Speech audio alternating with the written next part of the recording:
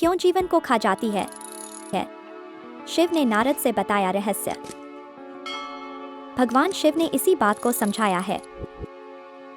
लेकिन इससे पहले चैनल पर नए आए हैं तो चैनल को सब्सक्राइब जरूर कर ले और वीडियो पसंद आए तो वीडियो को लाइक जरूर कर ले। तो चलिए वीडियो को शुरू करते हैं। जब ब्रह्मांड का संतुलन हल्का सा भी डगमगाता है तो सबसे पहले जिनके कानों तक वह कंपन पहुंचती है वह है देवऋषि नारद। एक दिन वह सोच में डूबे हुए ब्रह्मलोक से निकले और सीधा कैलाश की ओर चल पड़े।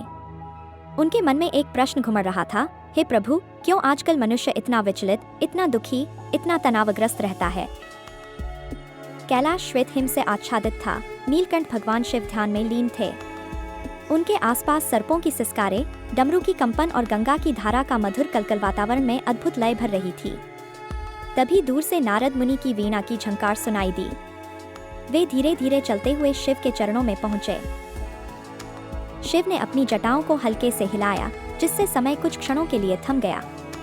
उनकी आंखें खुली और उन्होंने मुस्कुराकर नारद से कहा, आओ देवर्षि, आज तुम विचारमग्न क्यों हो। नारद ने गंभीर स्वर में पूछा, प्रभु, मैं देख रहा हूँ कि धरती पर मानव चिंता, तनाव और भय के समुद्र में डूबता चला जा रहा है। दिन रात वह बेचैनी में घुलता है। कृपा कर मुझे बताइए, यह क्यों हो रहा है। शिव कुछ क्षण मौन रहे। फिर उन्होंने त्रिनेत्र की ओर देखा, जैसे ब्रह्मांड के मूल में झांक रहे हों। नारद, वे बोले, मानव की चिंता का कारण बाहर नहीं, भीतर है। चिंता एक परछाई है जो तब जन्म लेती है जब आत्मा अपने मार्ग से भटकती है। नारद ने विस्मय से पूछा, क्या चिंता पाप है प्रभु। नहीं नारद, शिव बोले, चिंता स्वयं में कोई पाप नहीं, लेकिन यह आत्मज्ञान की अनुपस्थिति का संकेत है। जब मनुष्य यह भूल जाता है कि वह केवल शरीर नहीं, एक चैतन्य आत्मा है, तभी चिंता जन्म लेती है। शिव ने अपनी जटाओं से एक रेखा खींची और उसमें एक जीवन प्रकट किया। वह था एक मनुष्य जिसका नाम था शंकर। शंकर एक साधारण मनुष्य था, गृहस्थ, कर्मशील, लेकिन हर समय तनाव में डूबा हुआ। उसके जीवन में न भोजन का आनंद था, न निद्रा का चैन। घर, धन, संबंध, मान सम्मान सब कुछ होते हुए भी वह निरंतर भयभीत रहता। उसकी चिंता यह नहीं थी कि उसके पास क्या है, बल्कि यह कि वह सब खो न जाए। नारद ने ध्यान से उस जीवन को देखा और पूछा, प्रभु, यह तो एक आम मनुष्य का चित्र है। हर कोई तो ऐसा ही जी रहा है। शिव ने उत्तर दिया, और यही सबसे बड़ी त्रासदी है नारद। मनुष्य जन्म लेकर भूल गया है कि यह जीवन उसे अनुभव के लिए मिला है, भय में घुटने के लिए नहीं। चिंता मनुष्य को अंधा बना देती है। वह भविष्य के भ्रम में उलझकर वर्तमान को नष्ट कर देता है। नारद ने पूछा, तो क्या चिंता से मुक्त होना संभव है। शिव ने मुस्कुराकर कहा, हाँ नारद, लेकिन इसके लिए मनुष्य को स्वयं को पहचानना होगा। उसे अपने भीतर झांकना होगा, अपने स्व से मिलना होगा। और यही मार्ग मैं तुम्हें दिखाऊंगा, भाग दर भाग। चलो उस यात्रा पर निकलते हैं जो हर चिंतित हृदय को शांति की ओर ले जाए। नारद ने हाथ जोड़ लिए। हे भोलेनाथ, मुझे वह ज्ञान दीजिए जिसे मैं पृथ्वी के हर कोने तक पहुंचा सकूं, जिससे हर मनुष्य जान सके चिंता का अंत कहाँ है। शिव ने अपनी तीसरी आंख को बंद किया और कहा, तो सुनो नारद, चिंता के रहस्य को समझने की प्रथम सीढ़ी है मोह। नारद मुनि अब ध्यान से भगवान शिव के चरणों में बैठे थे। उनके सामने वह अदृश्य संसार खुल रहा था जो सामान्य दृष्टि से दिखाई नहीं देता। शिवजी ने अपनी तीसरी आंख बंद की हुई थी और उनकी वाणी से दिव्य ज्ञान झर रहा था। नारद, शिव बोले, मनुष्य के भीतर जो चिंता का पहला बीज बोया जाता है उसका नाम है मोह। नारद ने सिर झुकाकर पूछा, क्या मोह ही चिंता का कारण है प्रभु। शिवजी ने गंगाजल की कुछ बूंदें अपनी हथेली में ली और कहा, यह जल तब तक शांत है जब तक यह स्वतंत्र है, लेकिन जैसे ही यह किसी बर्तन में बंद होता है, इसकी गति रुक जाती है। उसी प्रकार आत्मा स्वतंत्र है, लेकिन जब वह शरीर, संबंध, धन, पद, यश इन सब से बंधती है, तब मोह जन्म लेता है। नारद का मन अब और भी अधिक जिज्ञासु हो उठा। उन्होंने पूछा, लेकिन प्रभु, क्या यह स्वाभाविक नहीं कि मनुष्य अपने परिवार, अपने धन, अपनी प्रतिष्ठा से प्रेम करे? शिवजी मुस्कुराए। प्रेम और मोह में अंतर है नारद। प्रेम स्वतंत्र करता है, मोह बांधता है। जब मनुष्य प्रेम करता है तो वह मुक्त होता है, लेकिन जब वह यह सोचने लगता है कि अगर यह मेरा नहीं रहा तो क्या होगा, तभी चिंता जन्म लेती है। तभी शिव ने एक और दृश्य नारद को दिखाया। एक नगर में एक व्यक्ति रहता था। उसका नाम था धनीराम। वह अत्यंत समृद्ध था। उसके पास बड़े बड़े भवन, व्यापार, सेवक, संतान, सब कुछ था। लेकिन हर रात वह ठीक से सो नहीं पाता था। उसे डर सताता कि कहीं उसका व्यापार न डूब जाए, कहीं उसके बेटे उसका सम्मान न छीन ले, कहीं उसकी पत्नी उसे छोड़ न दे। नारद ने पूछा, लेकिन प्रभु, वह तो सब कुछ संभालने की कोशिश कर रहा है, इसमें बुरा क्या है? शिवजी गंभीर हुए। धनीराम अब सेवक नहीं, बल्कि अपने मोह का दास बन चुका है। वह जीवन को नहीं जी रहा, वह केवल अपने भय का प्रबंध कर रहा है। चिंता उसे भीतर से खोखला कर रही है, और यही चिंता धीरे धीरे उसकी आयु को कम करती है, उसकी बुद्धि को भ्रष्ट करती है और उसे उस सत्य से दूर ले जाती है जिसे जानने के लिए वह धरती पर आया है। नारद की आंखें अब नम थीं। प्रभु, फिर मोह से मुक्त कैसे हुआ जा सकता है? शिवजी ने अपनी आंखें खोली और बोले, पहला उपाय है नित्य स्मरण। जो मनुष्य हर दिन अपने आप को याद दिलाता है कि यह संसार नश्वर है, यह सब उसे एक दिन छोड़ना होगा, वही मोह से ऊपर उठ सकता है। दूसरा उपाय है सेवा। जब मनुष्य दूसरों के लिए जिए, बिना किसी अपेक्षा के, तब वह मोह की जंजीरों को तोड़ देता है। और तीसरा उपाय है ध्यान और आत्मनिरीक्षण। जो व्यक्ति दिन में थोड़ी देर भी स्वयं से प्रश्न करता है, मैं कौन हूँ, यह जीवन क्यों मिला है, वही धीरे धीरे चिंता के अंधकार से निकलता है। शिवजी की वाणी में अब गूंज थी, नारद, चिंता एक छाया है और छाया तब तक रहती है जब तक प्रकाश नहीं आता। जब भीतर आत्मज्ञान का दीपक जलता है, तब चिंता स्वयं ही समाप्त हो जाती है। नारद अब शांत थे। उनके मन का अंधकार थोड़ा थोड़ा करके हटने लगा था।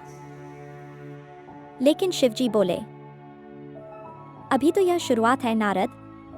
मोह के बाद चिंता को दूसरा भोजन मिलता है, अपेक्षा। और यह अपेक्षा मनुष्य को और भी गहराई में डुबो देती है। शिवजी हिमालय की शीतल वायु में ध्यानमग्न बैठे थे और उनके समक्ष नारद मुनि अपूर्ण समर्पण के साथ बैठे थे। उनकी आंखों में विनम्रता थी और हृदय में जिज्ञासा की ज्वाला। प्रभु, नारद बोले, अब मैं समझ गया कि मोह चिंता की जड़ है।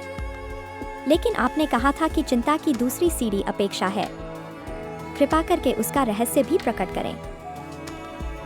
शिवजी ने अपनी डमरू को हाथ में लिया। एक बार झंझनाहट हुई और सामने एक दृश्य उभर आया। यह दृश्य एक साधारण परिवार का था। एक महिला, गौरी, अपने पति से प्रेम करती थी, उसकी सेवा करती थी। लेकिन हर बार जब वह कोई बात कहती और पति उसकी सराहना नहीं करता, वह दुखी हो जाती। वह चाहती थी कि उसका पति उसे धन्यवाद कहे, उसे आदर दे, उसके भाव समझे। शिवजी बोले, नारद, यह है अपेक्षा, जब हम दूसरों से व्यवहार के बदले परिणाम की इच्छा करने लगते हैं। गौरी को जब उसके पति ने धन्यवाद नहीं कहा, तब वह निराश हो गई। जब उसके पुत्र ने उसकी बातें अनसुनी कर दी, वह आहत हो गई।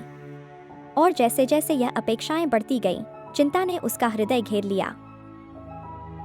नारद बोले, प्रभु, लेकिन क्या यह स्वाभाविक नहीं कि हम अपने प्रियजनों से कुछ अपेक्षा करें? शिवजी गंभीर हुए। नारद, यह संसार कर्म का मंच है, लेन देन का नहीं। जब प्रेम शुद्ध होता है तो उसमें प्रतिफल की अपेक्षा नहीं होती। सूर्य जब प्रकाश देता है तो वह यह नहीं देखता कि कौन धन्यवाद देगा।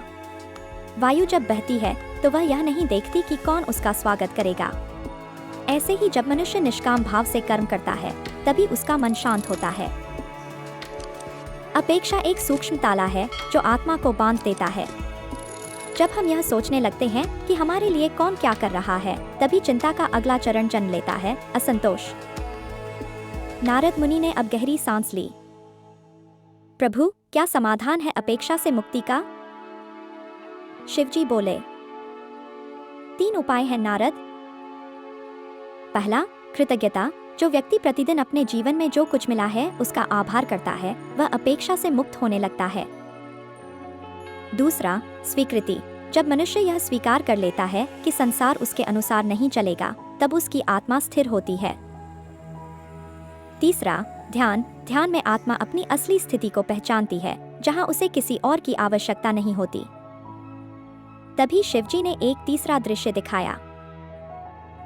एक संत थे, विरक्तानंद। उनके पास धन नहीं था, परिवार नहीं था, यश नहीं था, लेकिन वे प्रसन्न रहते थे। कोई उन्हें गाली देता, वे मुस्कुराते। कोई उन्हें सम्मान देता, वे फिर भी समान रहते।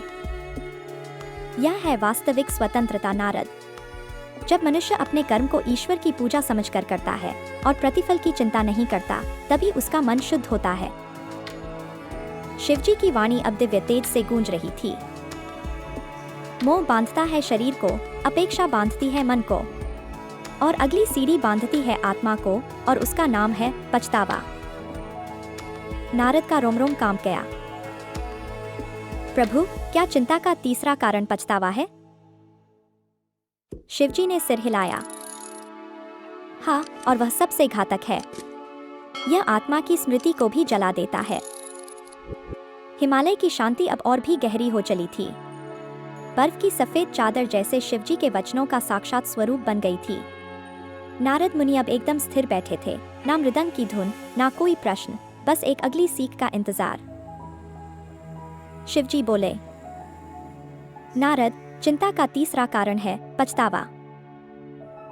डमरू से गूंजती एक लहर उठी और एक नई लीला प्रकट हुई। एक वृद्ध व्यक्ति दिखाई दिया। नाम था धर्मराम। धर्मराम की आंखों में एक गहराई थी, वो गहराई जो किसी का भूत अब भी अपने अंदर सहेजे हुए हो। वो एकांत में बैठकर बार बार यही कहता था, काश मैंने अपने बेटे से प्रेम किया होता, काश मैंने अपने पिता से क्षमा मांग ली होती, काश मैंने वह अवसर नहीं खोया होता। शिवजी बोले, नारद, यही है पछतावा, जीवन की उन गलियों में बार बार लौटना जिनका दरवाजा अब कभी नहीं खुलेगा। पछतावा वह अग्नि है जो जीवन की आशा को राख कर देती है। जो बीत चुका उसे बार बार सोचकर मनुष्य अपने वर्तमान को भी जला डालता है। नारद गंभीर स्वर में बोले, प्रभु, यह तो स्वाभाविक है। हम सब जीवन में कुछ न कुछ खोते हैं, कुछ गलतियां करते हैं। पछतावा नहीं करेंगे तो सीख कैसे मिलेगी? शिवजी मुस्कुराए। पछतावा तब तक उपयोगी है जब तक वह तुम्हें आत्मज्ञान दे, लेकिन जब वह तुम्हें जलाकर खाली कर दे तब वह चिंता बन जाता है। फिर शिवजी बोले, नारद, जो व्यक्ति बार बार अपने अतीत में डूबता है वह वर्तमान से कट जाता है, और जो वर्तमान से कट गया वह ईश्वर से भी कट गया, क्योंकि ईश्वर का निवास अब में है, न कि तब में। उन्होंने अपनी तीसरी आंख की ओर इशारा करते हुए कहा, मनुष्य तब मुक्त होता है जब वह यह स्वीकार करता है, मैंने जो किया वह मेरी उस अवस्था का कर्म था। अब मैं नया हूं, अब मैं ईश्वर के साथ हूं, और अब मैं वही करूंगा जिससे मेरी आत्मा प्रकाशमान हो। नारद की आंखों से अश्रुधारा बह रही थी। प्रभु, आपने आज चिंता की तीनों जंजीरों को तोड़ डाला। मोह, अपेक्षा और पछतावा, ये ही तो वह त्रिशूल हैं जिनसे मनुष्य स्वयं को छेदता है। अब मुझे बताइए, अंतिम मुक्ति कैसे मिले? शिवजी बोले, जो व्यक्ति मोह को भक्ति में बदल दे, अपेक्षा को सेवा में बदल दे और पछतावे को ज्ञान में बदल दे, वह ही सच्चा तपस्वी है। शिवजी ने अब अंत में एक गाथा सुनाई। एक बार एक साधक तपस्या में लीन था। तपस्या में उसकी एकाग्रता इतनी गहरी थी कि इंद्रलोक भी कांप उठा। इंद्र ने उसकी तपस्या भंग करने के लिए अनेक अप्सराएं भेजी, परंतु वह विचलित नहीं हुआ। जब ब्रह्मा ने पूछा, क्या तुम सिद्धि चाहते हो? स्वर्ग? वरदान? उसने उत्तर दिया, मैं कुछ नहीं चाहता। ना भूत का पछतावा, ना भविष्य की चिंता। बस यह क्षण जिसमें मेरा शिव समाया है, यही मेरा स्वर्ग है। शिव जी बोले, नारद, यही है रहस्य। जब मनुष्य पूर्ण वर्तमान में शिव को पा लेता है, तब चिंता जल जाती है, तब आत्मा मुस्कुराती है, और तब शिव स्वयं उसकी आत्मा में नृत्य करता है। हिमालय की वायु एक बार फिर गूंज उठी। आकाश में एक शांति उतर आई। हिमालय के शांत वनों में धीरे धीरे सूर्य की किरणें उतरने लगी थीं। चारों ओर एक दिव्य निस्तब्धता थी।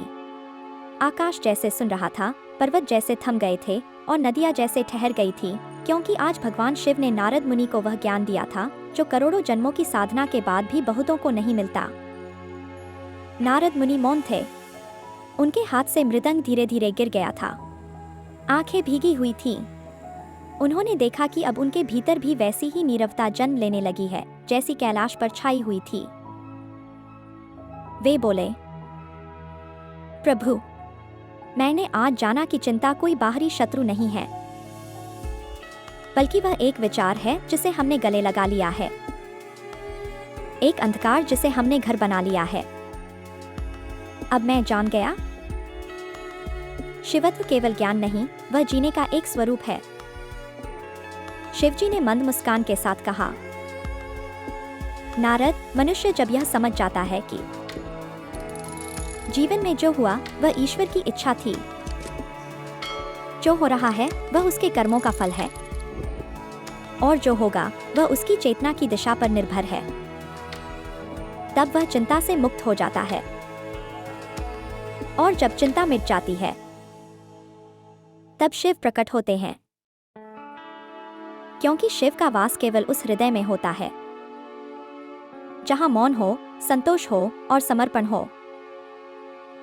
इतना कहकर शिवजी ने त्रिशूल उठाया। उनके नेत्रों से प्रकाश निकला। आकाश में गूंज उठा, नमः शिवाय। और उसी क्षण नारद मुनि को अनुभव हुआ जैसे उनके भीतर एक अग्नि जल उठी हो, जो न केवल अज्ञान का अंधकार भस्म कर रही थी, बल्कि उनके समस्त जन्मों की चिंता, मोह और पछतावे को भी जला रही थी। वे बोले, प्रभु, अब मैं चिंता को छोड़कर भक्ति का पथ चुनता हूँ। अब मैं आपके प्रत्येक वचन को अपनी वाणी में गाऊंगा। अब मैं केवल हरि प्रेम, शिव प्रेम और ज्ञान का संचार करूंगा। अब मैं चिंता नहीं, चेतना बनूंगा। अब मैं मुनि नहीं, आपका वाणी स्वरूप बनूंगा। शिवजी बोले, नारद, तुमने चिंता को शिवत्व में बदल दिया है। यही सच्चा तप है, यही सच्चा मोक्ष है, और यही जीवन का सार है। उस क्षण आकाश से पुष्प वर्षा हुई। कैलाश गूंज उठा। हर हर महादेव।